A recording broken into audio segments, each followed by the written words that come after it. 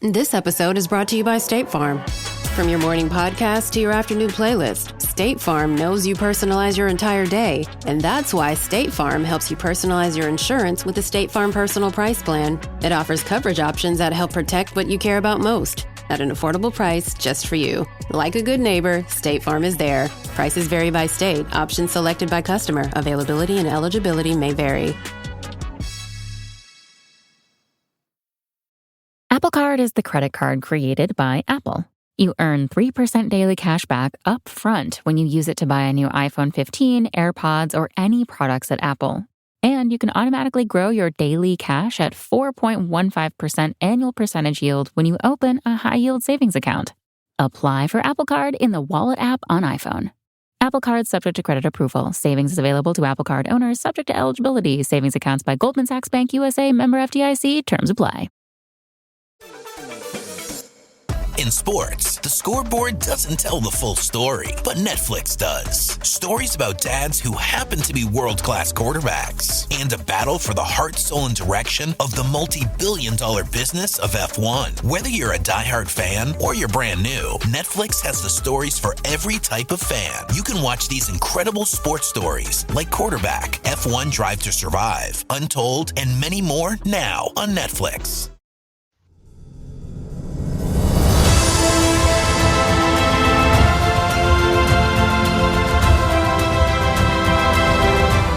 Welcome to Scarlet's Fever, the home of Saucepan Central and Westerer is Besterer.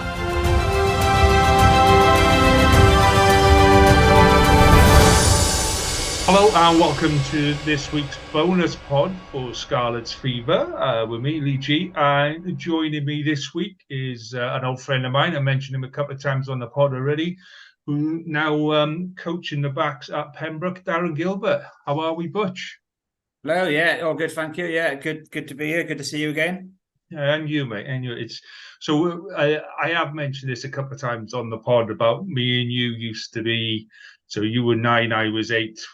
Yeah, all the way through school, wasn't it? And then went through school, county, sixth form. Yeah. It was, and I don't think I got a word in edgeways all the way through school at all. No, we didn't. No, I still talk a bit now, unfortunately. So, how are things going at the club, mate? Tell us a bit about, for those that don't know, tell us a bit about Pembroke and the club and how long you've been there and what you've been doing and all that kind of stuff, mate. Yeah, well, I started playing with Pembroke when I was 16 in the youth. My dad had been playing for years. He's quite well known in the county. He's the original Butch. He played till he was 56. And I started playing for youth at 16 and then went into the first when I was 19 and played through till I was 40. My last game was a local derby against the Quins about 2016, I think, or something like that, or 17. So I played quite a long time. Started coaching then. My son started playing tag rugby at under 7s.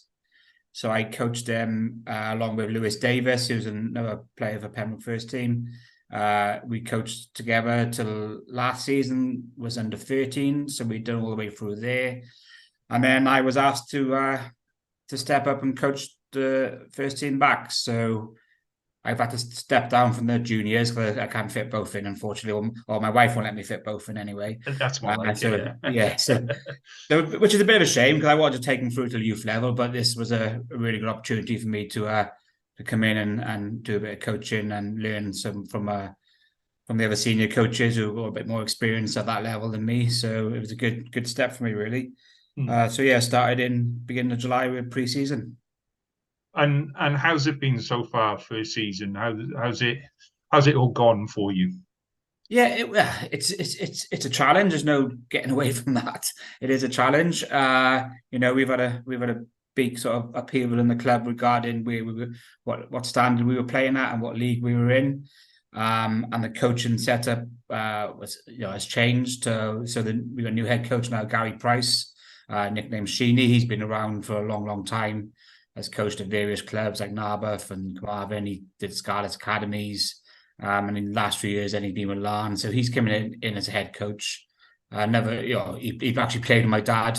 He played for Pembroke and the Quins, and he played for Tenby, I believe. So So it's good to learn from him. And then Rob Hearn, also another young coach, he's come in as well. He was a prop himself, but he had to retire due to injuries. So the three of us are coaching now. And it's just a new challenge, it's a new chapter for the club after having some really good success over the past sort of 5-6 years. And unfortunately, due mainly to COVID, that's had a knock-on effect. And unfortunately, then we took the step as a club to request to be taken out of Division 1 because we were struggling, to get a team that could play that standard.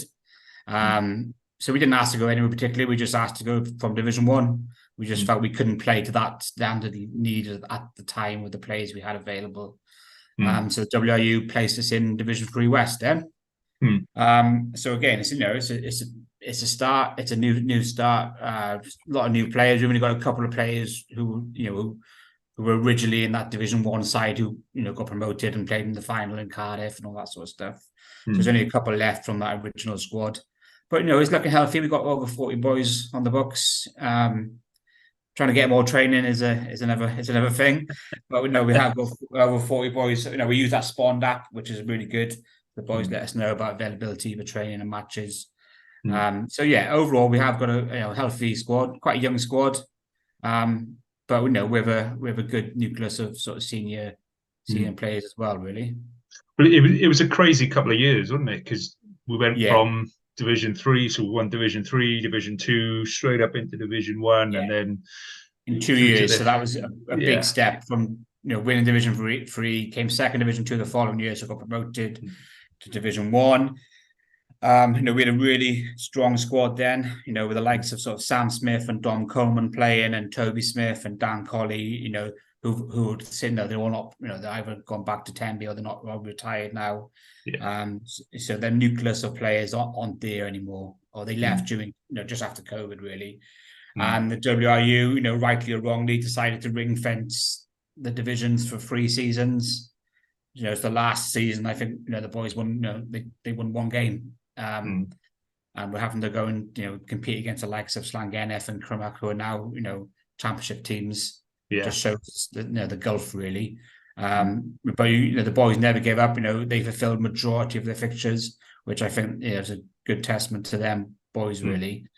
And we got a new captain this year, Lloyd, who's he's one of the better loose-head props in the county. We've done well to keep hold of him, actually, because a lot of teams, we're sniffing them up, for want of a better word. So we've got the likes of him. We've got Roger Walters in the back row, who's another a standing back row player. And then in the backs we've got a young half called Luke Aldrich. He's starting to show his real potential. He's scoring ridiculous amount of points already this season. I think he scored a club record 39 in the first league match of the season, including 4 tries because he's our kicker as well. And another young man called Josh Griffiths. He's shown a lot of potential. Just come back to rugby after a massive break. Extremely quick, extremely strong. So I'm looking forward to seeing how he sort of goes throughout the rest of the season as well. But there's loads of boys I can mention, but it's just we could say we're a young squad. But I think we are looking to stay in that top 4, so that helps with the promotion for next year with the restructuring. So I think there's going to be a Division 3 and a Division 4 next year, West. They're going to amalgamate a few. Is that 3A and 3B going together? So they have. So we know that our aim is to stay in that top 4, so we stay in Division 3 and not drop down to Division 4. Then that's our sort of aim as a coaching sort of management and club level. I think all clubs, right the way down the structure, have lost a lot of older players through COVID, and bringing in those younger, and just shows how important the structure of middies and youth and juniors and all of that kind of stuff is. So what is the structure like under there? Is it full teams? Have we got everything from 7s up? No, this is a good thing, and this is why I personally, from a personal point of view, why I think it was a good time for me to sort of dip my toes into senior level coaching. We've got a really strong youth team. at the moment under the tutelage of Phil Greenwood and another ex-colleague of yours, Mark Boswell.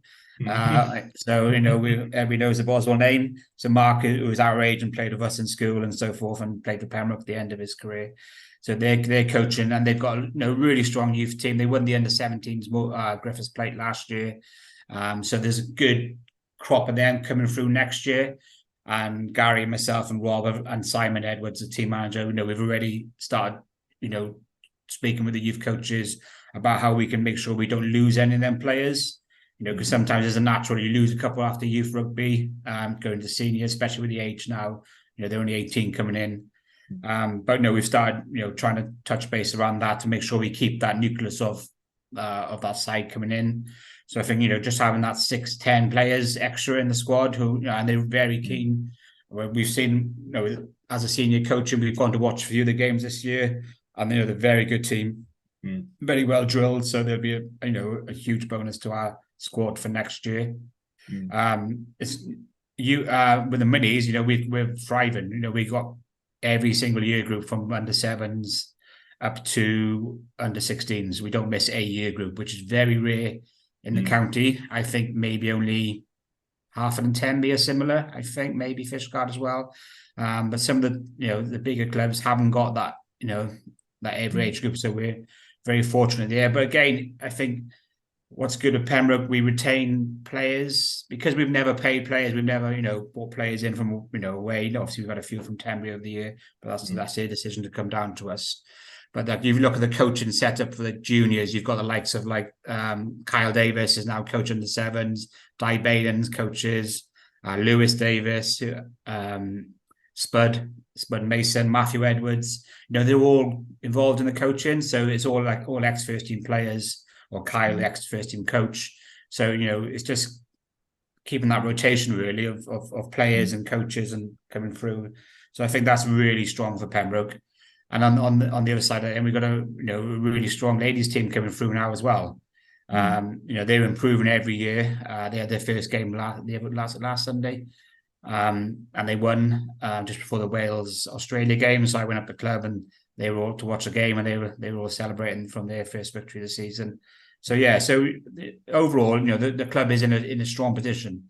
It was just a case that the only negative was we had to vacate Division 1 after 3 years of hard toil, really. Yeah, absolutely. So, I mean, the big game that you've had so far, they said it was a week off. We've had a good win away in Llanybother, and then the iffy one at Harford West, and then the big one last weekend against the Quins. So I guess so being ex-Quins and ex-Pembroke, I get the best and the worst of both ends. So give me your assessment of that game and how close were the Quins to winning it in the or drawing it would have been, wasn't it? It was 17-10. So how close were they to drawing at the end? Look, it was. I've played enough senior derbies over the years to know, so-called form or so-called favourites go out the window. It was an extremely competitive game. Conditions, weren't brilliant, but they were the same for both sides. I have to admit, I was impressed with the Quins pack. I wouldn't expect them to be quite as good as they were Saturday. I thought we would steamroll them up front, really. But no, I was impressed with them. It was a really competitive game. It didn't help. We played with 14 men for 70 minutes. We had a yellow card in the first 10 and then a red card after 20. So the boys showed a lot of grit, to manage to play with 7 forwards for the whole game, or majority of the game. First half it was very even, nothing in it whatsoever. And then Quinn scored second just after half time. And then we had the win then, and we were camped in the 22. But fair dues to the Quins, their defence was outstanding. We probably left a couple of tries out there, if I'm being honest. And again, the last play of the game, we were actually on I think it was a 5-metre scrum or 10-metre scrum. We were moving them backwards, and the ball shot out. They broke from their own try line, and it was only a forward pass on the 10-metre line, which stopped their flying winger, I think the boy Donovan, from maybe getting under the post there. We did have cover coming across just about. Whether they would have caught him, I do not know, because he's rapid, that young lad. So yeah, he could have ended up in a draw. Probably would have been disappointed with that. I think we probably edged it enough to win it. But I was impressed with the Quins. I thought they were very good. Obviously they will say that they could have won it themselves, I'm sure. And they lost their talisman, Jack Price, after 10, 15 minutes with a cracked rib, I think. So that didn't help their cause. But then obviously we had the red card as well, so that didn't help our cause. So that probably evened itself out a little bit. But no, it was a really competitive game, and yeah, looking forward to the. And then and the club, even though the weather was horrendous, the ground and the clubhouse afterwards, was bouncing. And that hasn't been there for 5-6 years. That local derby, and good to see some old heads who you would have played with and I played against from both sides, in the club really, and and talking afterwards and how we would have done things better as a normal chat goes in the clubhouse, Yeah. It's weird hearing you praise the Quins, mate. I'll be honest. Yeah. If you remember though, I did have a couple of games of youth for the Quins when we didn't have a game to come down for a little run out. I do remember that, and I remember Bozzy and Carwin both going from the Quins up to Pembroke, and then we played a derby. This is at youth level, and we played a derby not long after, and. I don't. I remember a lot of fighting. I don't remember the score. Just a lot of fighting, and there was a little bit of that. But that's a derby, isn't it? Yeah. As far as I can say, and like most of the players I played with and against, it's that 80 minutes on the field, and no matter what happens on that field, it's done. Then that's simple. There's no carrying afterwards. It's always you have a drink in the bar. I was having a drink with Scotty and Sam and Hoss and all in the bar afterwards, and And everybody said it could have gone either way. It was a typical derby game, to be honest. And that's the thing, particularly up at Pembroke, is the hospitality side of it is actually a really good setup, isn't it? The bar, the couple of bars, and everyone stays, and the kitchen is really close, and the ladies in the kitchen do a cracking job. It's always a friendly atmosphere after, and it's one of those clubhouses. I remember my first so when my dad was playing for Pembroke, and everyone used to come out their changes, and then in the little foyer area, everyone would just dump their bags. Absolutely, it still happens now. Yeah. So when your dads used to go into the bar, you used to open the doors and see if you could run and dive onto the bags, when you were a little kid, and how we never. Well, I may well have headbutted a couple of walls or whatever and done some damage, who knows? But it's always been one of those friendly clubs, isn't it? So, and good to see, like you say, it's been quite a few seasons since a local derby like that, and there's going to be more and more of them this season, with obviously a few more teams of local nature. Good to see a few people in the clubhouse after, isn't it? It's good. So. Talk to me about the rest of the season then, mate. What's the plans for the rest of the season? What's the target, and how are we going to get there? Well, we're still in both cup competitions. So we've actually got a cup game Friday night in the Pembrokeshire Cup against Crimmock. But I think it'll be a Crimmock second team. I'm not sure they can play their championship players in the Pembrokeshire Cup. I think it's similar to Narberth, what they have to do. So we got that Friday night. We're still in the Welsh Cup. We're yet to see who we got in the next round after we beat Trimsarin at home. But we're under no illusions. This is strong. It's a strong Division 3 West, I think, this year. I think Cardigan are very strong, Larne are very strong, Aberystwyth are strong, and obviously Hartford West, they beat us. We were surprised at that, the intensity they took it to us in the first half, and we left it too late to switch on, basically. So there's 4 strong teams here, and our aim is to go in the top 4 so we remain in Division 3. So it's going to be hard. It's going to take a lot of work, and the boys to buy into the sort of new sort of coaching setup and new philosophies and stuff, and put the effort in over training. But we've definitely got the capability. We've got the players here. We've got the pack definitely to compete with anybody in the league, and the back line are improving, week in, week out. So we want to we want to be in the top 4. That's our sort of aim. Anything else is a bonus, then, I would say. Okay. So now that you're coaching, you're not playing, right? How much shouting and how irritated did you get when your scrum half gets hold of the ball and takes a quick tap from the halfway line? Well, there was an occasion on Saturday actually. So halfway line, I don't mind so much just to pick the tempo up. But when we were 14-10 up at half time, we had a penalty. No, sorry, in the second half, we had a penalty in front of the posts. And substitute scrum half, Elliot Lewis, who was an ex-Quins boy, had come on and he took a quick penalty right in front of the post, took a tap. I was already halfway over the tee, so I was a little bit cross with that one, I have to admit.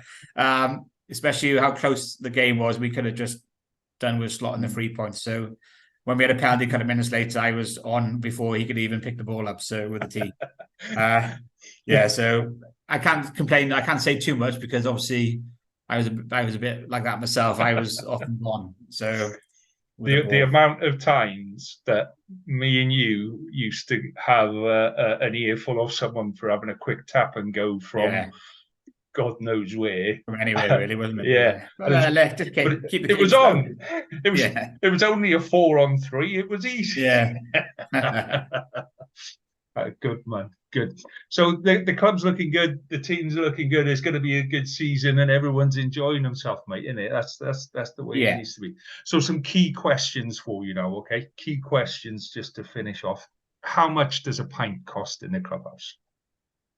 So they've just put the Guinness up. Actually, I think it's £4.10 now for a pint of Guinness. That's not so bad. Which I think, in relative terms, elsewhere around the county, if you were to go downtown for a pint or 10B, especially, you're paying a lot more than that. So Guinness is £4.10. I think lager is a little bit cheaper. But that's the only two things I drink, so I don't know about the rest of them. So is there anything special? Because the last time I was in the clubhouse we had the gin bar and the cocktails and all of that kind of stuff. Yeah. Are they still there? Have we still got the specials behind the bar? Yeah, they still did a lot of gin and stuff like that. But one I hadn't come across recently was when I went up to watch the Wales-Australia game last Sunday. And so the ladies had just finished playing and they were celebrating their victory. And next thing, they're getting a round of limoncellos in. So I've never seen that after a rugby match, I have to admit. I don't know if I've ever tasted limoncello. I didn't even know what's in it. But they were getting so they had about 25 shots of limoncello on their table. So that was something I hadn't seen before. I tell you, mate, if you think youth team was bad for drinking after a game, just hang around the women's game after. I've seen it a few times. Yeah, I've watched them play a few times and been in the bar afterwards. They definitely know how to celebrate, win, lose or draw. So. Yeah, exactly. Yeah. So, how much does it cost to get into a ground on a match day, mate? I think it went up to Division 1. I think it was £5. So, I haven't checked this season. I don't know if it's still £5 or not. I have to admit, I did text somebody earlier after you asked me. That might be one of the questions, but I haven't got an answer. So it's probably still around £5. And what with the cost of everything that's gone up now, it's ridiculous. From the electricity for the floodlights to the clubhouse, to hiring a coach this day and age, it's a lot of money. So whereas a lot of people might think £5 might be a bit steep for Division 3. But there's a lot of overheads for the club. A lot of cost in there, yeah. A lot of costs involved. So at least the floodlights are back. Yes, obviously, that was a lot of work. Went into that behind the scenes. You have to praise the committee for that one. I'd like to Dilwyn and Richard Jelly and all them, and Darrell Willington and the rest of the committee. They put a lot of effort in to try and raise the money we needed to raise, as well as applying for various grants and so forth. Excuse me. And that's a huge plus now. We can start. I know the youth have played a couple of times on the lights. We're playing this Friday night now against Pembroke and the lights. So it just brings that extra bit of revenue as well for the club when needed. The likes of maybe host a county game and stuff like that, or a district game. So you've got it's there if we need it, or if the county want it for various age groups and stuff. So it's a huge bonus to have them lights back here. Yeah, absolutely. And so my final question is, who is the first team lightweight who's after a game, who's either first out the door and legging it home because they don't want to drink, or who's first on the floor because they can't handle the drink? Yeah, so I put a little poll up earlier on the WhatsApp group with the first team boys. So there was a few came in. Reece Bradley, he's come and joined us this year. He's come up from the Quinn, so he's not the strongest of drinkers. I've noticed for the last couple of weeks. He had to sort of neck a pint for his first team game the other week, and I think it took him about 5 minutes to get it down him. So you got him, you got Rodri, the number 8. He struggles a bit sometimes, but I have to admit I can't say too much because I do sneak off about 8:30 when the boys aren't looking. So I've normally had my fill by then. So I normally sneak out the door when I can and get the wife to pick me up if she will. If you've been a good boy. If I've been good, yeah. It's been an absolute pleasure talking to you, mate. So, like you say, game on Friday against Crummer in the Cup. Yeah. So that's 7:30 kickoff, if I'm right. 7:30, yeah. And when's the next league game? So the following Saturday we got Cardigan away then. So that'd be a good test for us to see where we're at, because Cardigan are unbeaten so far, so they're looking strong. Especially at home, I'd imagine. So we'll have to go up there with the right sort of mindset and a strong squad to compete with them, really. Cool, fantastic. Well, we wish you all the best for the rest of the season, mate. It's been an absolute pleasure talking to you, and no doubt one day I will make it the couple of 100 yards from my house to the clubhouse, and we'll have to have a catch up after a game, mate, before your wife comes and picks you up. Yeah, definitely sounds good to me. All the best. I see you again, mate. Cheers for that.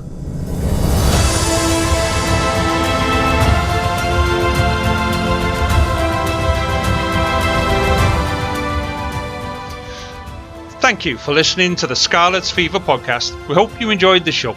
Please subscribe, rate and review wherever you listen to us, as it really helps us spread the word. You can find us on all the usual social media channels or email us on welshregionalrugbypod@gmail.com. And remember, whatever the question, rugby is always the answer.